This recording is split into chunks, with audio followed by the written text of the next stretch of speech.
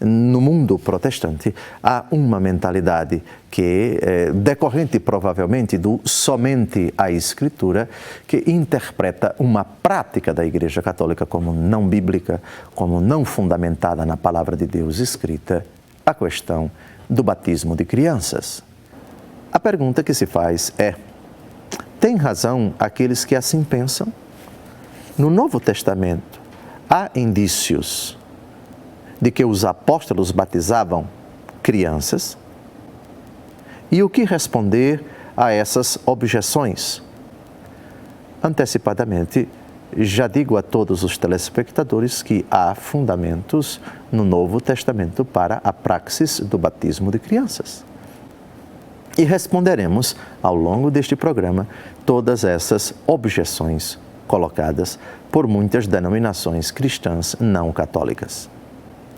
Vamos então investigar o Novo Testamento e vamos, antes de tudo, fazer uma pontuação.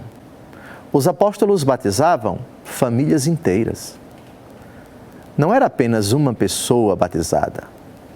A fé, por exemplo, do pai de família, quando ele professava a fé cristã, recebiam o batismo ele, sua esposa e todo mundo de sua casa e todo mundo de sua família, crianças incluídas. É impensável no tempo de nosso Senhor Jesus Cristo falar de casa, falar de família, excluindo as crianças. Casa, família, parentes, isso inclui todas as pessoas, não apenas as que residem nesta casa, mas as pessoas da sua família, incluídas as crianças. Vamos investigar alguns textos do Novo Testamento, começando pelo livro dos Atos dos Apóstolos, capítulo 10, versículos de 1 a 2. Atentos para certas pontuações aqui, não deixemos cair por terra algumas afirmações de grande importância para esse nosso argumento. Havia em Cesareia um homem, por nome Cornélio, centurião da corte que se chamava Itálica. Era religioso, ele e todos os de sua casa eram tementes a Deus. Todos os de sua casa. Dava muitas esmolas ao povo e orava constantemente. No outro dia chegaram a Cesareia. Cornélio os estava esperando, tendo convidado os seus parentes e amigos mais íntimos. Parentes e amigos mais íntimos. Estando Pedro ainda a falar, o Espírito Santo desceu sobre todos os que ouviam a santa palavra. Então Pedro tomou a palavra. Porventura, pode-se negar a água do batismo a estes que receberam o Espírito Santo como nós? E mandou que fossem batizados em nome de Jesus Cristo. Rogaram-lhe então que ficasse com eles por alguns dias. Reuniu Cornélio toda a sua família, amigos íntimos.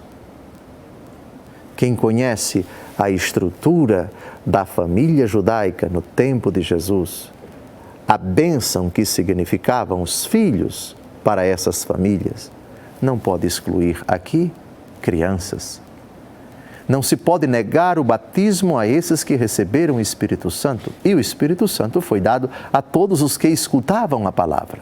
Mas tem mais outros exemplos de pessoas que foram batizadas, elas e todos os de sua casa, a exemplo do centurião Cornélio? Temos sim. Vamos agora à Ásia Menor, a cidade de Tiatira. Uma mulher rica, vendedora de púrpura, ouve a palavra de Deus e se faz batizar.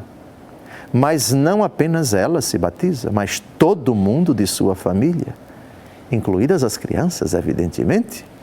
Atos dos Apóstolos, capítulo 16, versículos de 14 a 15. Uma mulher chamada Lídia, da cidade dos Tiatirenos, vendedora de púrpura, temente a Deus, nos escutava. O Senhor abriu-lhe o coração para atender às coisas que Paulo dizia. Foi batizada juntamente com a sua família e fez-nos este pedido: Se julgais que tenho fé no Senhor, entrai em minha casa e ficai comigo. E obrigou-nos a isso. Lídia escuta a palavra, aceita o Senhor pela fé e deseja o batismo. Conforme o costume da época, o batismo não foi dado somente a ela. Uma vez convertida, ela leva todo mundo de sua casa a professar a fé e a receber o batismo. Crianças incluídas, todos de sua família. Eu lhe pergunto, querido telespectador, todas as pessoas de sua família são só adultas? Ou quando você diz toda a minha família, você inclui também as crianças? Evidentemente que você inclui também as crianças. Agora, nós vamos ao carcereiro de Filipos. São Paulo está preso com o seu companheiro. Depois, um forte tremor acontece naquele local onde Paulo está preso. Os grilhões da prisão caem por terra. O carcereiro, que está cuidando dos prisioneiros, fica apavorado, pega a espada e tenta se matar. São Paulo diz, não faça isso, nós estamos aqui.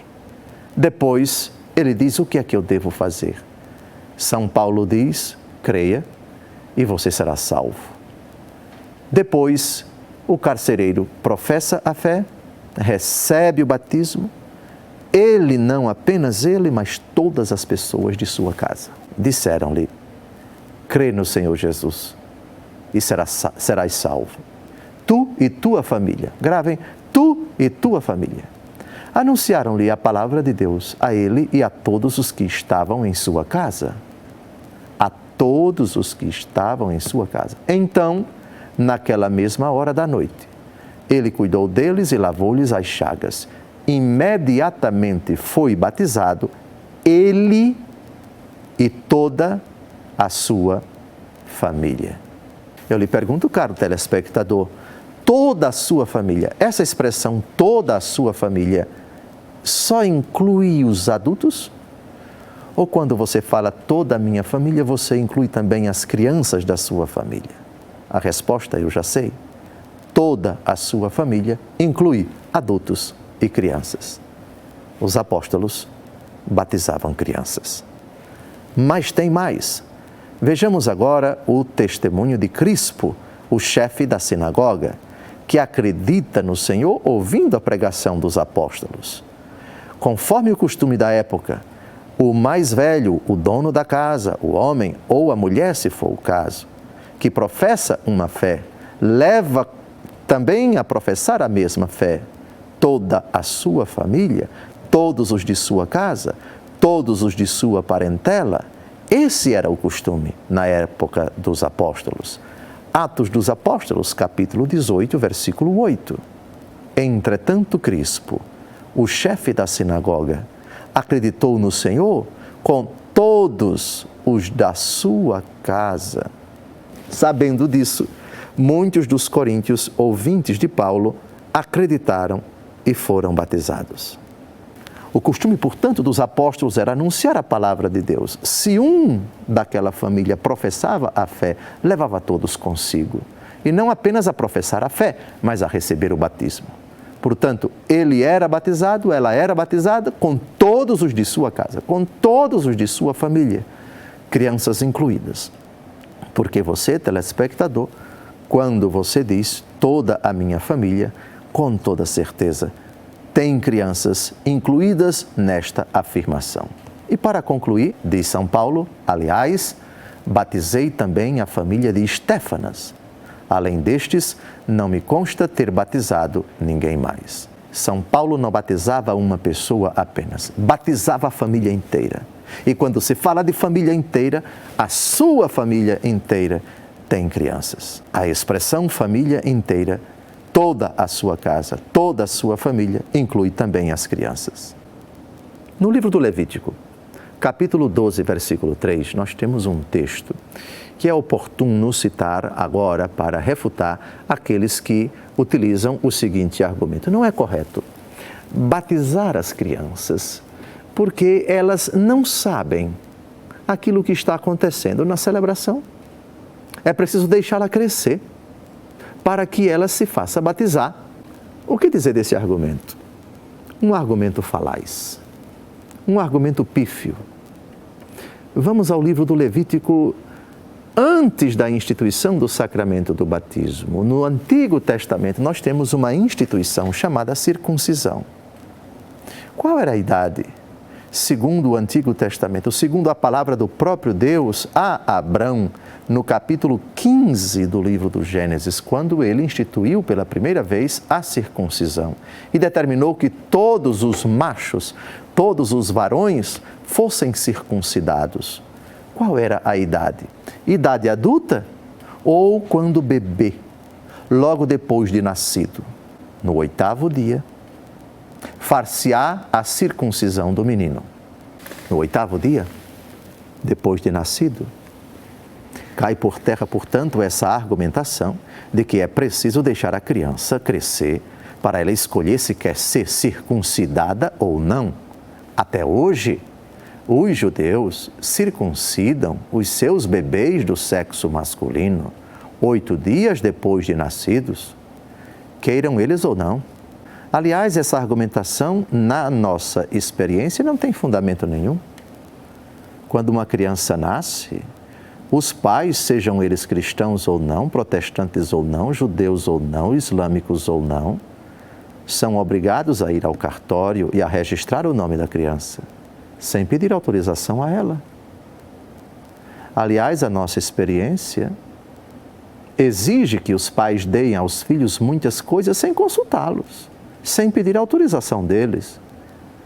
A criança, quando está com fome, o pai não pergunta se você quer esta ou aquela comida. Dá a comida que eles consideram que é oportuna, que é necessária para o filho. Quando o filho está doente, eles não perguntam ao filho qual é o remédio que o filho quer tomar. Eles escolhem o remédio. Com ou sem orientação médica, dão para o filho aquilo que o filho deve tomar. Os pais decidem pelos filhos. Há muitas coisas na vida da criança que os pais decidem sem consultá-las. O pai protestante, quando precisa matricular a criança numa escola, eles não esperam a criança crescer para perguntar se você quer estudar naquela escola. São os pais que decidem. Portanto, com o devido respeito, é fajuto esse argumento segundo o qual é preciso deixar a criança crescer para decidir se quer ser batizada ou não. Isso não faz parte da experiência humana. Deus Todo-Poderoso confere autoridade aos pais para decidirem em nome dos filhos. E aquilo que eles decidem é vinculante para a vida dos filhos. E muitas coisas os pais, quaisquer pais, na face da terra, durante muitos anos, decidem pelos filhos e os filhos acatam. Evangelho segundo João, capítulo 3, versículo 5. Essa é uma frase de Jesus a Nicodemos que mostra a necessidade do batismo. Isso se aplica também às crianças que já nasceram sem a graça de Deus. São Paulo, na carta aos Romanos, capítulo 3, versículo 23, diz: todos pecaram e estão privados da glória de Deus. Isso se aplica, antes de tudo, às crianças. O Salmo 50 diz: em pecado minha mãe me concebeu. Em Romanos capítulo 5, versículo 12 se diz: assim como pela desobediência de um só homem, o pecado entrou no mundo e pelo pecado a morte, assim todos pecaram. Esse é um dos fundamentos para o dogma do pecado original. Já somos gerados no ventre de nossa mãe, com essa herança maldita, filhos da ira, privados da glória de Deus, como diz São Paulo. No Evangelho segundo João, vamos ao texto, capítulo 3, versículo 5, vejamos a resposta de Jesus a Nicodemos, que não compreendeu a frase de Jesus: necessário vos é nascer de novo. Nicodemos pensava que isso significava entrar de novo no ventre da mãe para nascer de novo. Responde Jesus: em verdade te digo, quem não renascer da água e do Espírito não pode entrar no reino de Deus. Ora, se as crianças no momento de sua concepção, já são geradas, já vêm à existência privadas da glória de Deus. Porque pela solidariedade com os nossos primeiros pais que desobedeceram e por causa do seu pecado, toda a sua descendência já nasce privada da glória de Deus, já nasce filha da ira. Essa afirmação se aplica a eles. É necessário nascer de novo. Daí, o quanto antes. Os pais cristãos devem cuidar para que as crianças renasçam, morram para a vida de trevas, na qual já estão inseridas desde a sua concepção, Romanos 3, 23. Todos pecaram e estão privados da glória de Deus e recebam a graça da filiação e façam a experiência da morte para o pecado e o renascimento para a vida da graça. No capítulo 19 do Evangelho, segundo Mateus, versículo 14. Quando a multidão comprime nosso Senhor Jesus Cristo, todos querem tocá-lo, Jesus está ali também diante de crianças, que fascinadas com nosso Senhor, querem chegar a Ele. Os apóstolos tentam impedir. E Jesus os repreende docilmente com essa afirmação que bem se aplica à questão do batismo de crianças. Disse-lhes Jesus: deixai vir a mim estas criancinhas e não as impeçais, porque o reino dos céus é para aqueles que se lhes assemelham. Um pai cristão que diz: eu não vou dar o batismo para o meu filho, no fundo está desobedecendo a esta ordem de Jesus. Deixai vir a mim os pequeninos, as criancinhas, e não as impeçais, porque o reino de Deus se assemelham àqueles que participam do reino, se lhes assemelham. Que direito o pai cristão tem de dizer: o batismo é importante só para os adultos? Onde está escrito, no Novo Testamento, ou no Antigo, ou em qualquer parte da Bíblia, que nosso Senhor Jesus Cristo disse: quem crer e for batizado adulto será salvo? Jesus não disse isso. Quem crê e for batizado será salvo. Quem não crê será condenado. Mas uma criança pode crer? Uma criança pode professar a fé por ela mesma? Não é melhor deixá-la crescer para que ela possa emitir pessoalmente, com sua capacidade de entender e de querer, o ato de fé? A resposta já foi dada durante muitos anos da vida da criança. Elas não têm ainda a capacidade desenvolvida intelectiva e volitiva, mas os pais respondem por ela. No batismo cristão de crianças, os pais, em nome da criança, respondem: vocês creem em Deus Pai Todo-Poderoso? Creio. Vocês creem em Jesus Cristo? Creio. Creio na Santa Igreja Católica, na comunhão dos santos, na remissão dos pecados, na ressurreição da carne e na vida eterna? Creio. E também os padrinhos que assumem um compromisso perante Deus e a Igreja de colaborar com os pais na educação da fé da criança, respondem às perguntas do celebrante. Eles se comprometem em educar a criança na fé que, em nome dela, eles professam. Fé que é da Igreja, fé que é dos pais, fé que é dos padrinhos, a fé que é transmitida. Reparem, o protestante que não batiza a criança, mas na tenra idade leva a criança para o culto, sem consultá-la, sem pedir autorização a ela. Não, eu levo a criança porque é minha obrigação de cristão educá-la na santa palavra de Deus, levá-la para o culto. Certo? Parabéns! Mas por que não o batismo? Se você dá a Bíblia para ela sem consultá-la, se você a ensina a Bíblia sem consultar a criança, sem perguntar se ela aceita ou não a palavra de Deus, se você a leva para o culto sem pedir autorização a ela, mas porque julga que isso é importante para ela, por que não o batismo? Ora, sejamos coerentes, por favor. Graças a Deus que algumas denominações protestantes batizam crianças. É claríssima, à luz da palavra de Deus. Conhecereis a verdade e a verdade vos libertará. Católico que ainda não batizou a criança, bebê. Batismo é para ontem. Não é para hoje não, é para ontem. Já devia ter batizado. o Código de Direito Canônico diz que os pais cristãos devem batizar as crianças nas primeiras semanas de vida. Batismo de criança é para ontem. Trate de batizar as crianças para cumprir aquilo que Jesus disse: deixai vir a mim os pequeninos e não os impeçais, porque o reino de Deus é para aqueles que se lhes assemelham.